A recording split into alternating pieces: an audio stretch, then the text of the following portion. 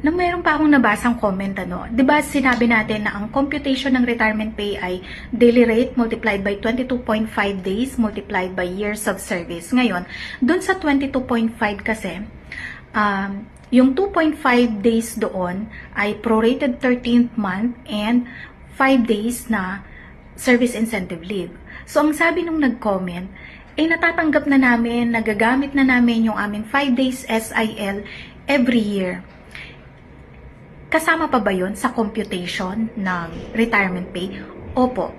Kasi yun po yung nasa formula kung papaano nila kinuha yung 22.5. Pero hindi po ibig sabihin na dahil nakakatanggap na kayo yearly ng SIL ay hindi na po ito isasama doon sa computation. Hindi po. 22.5 pa din. Bin-rate down lang nila. Pero hindi ibig sabihin na yun na yung SIL ninyo.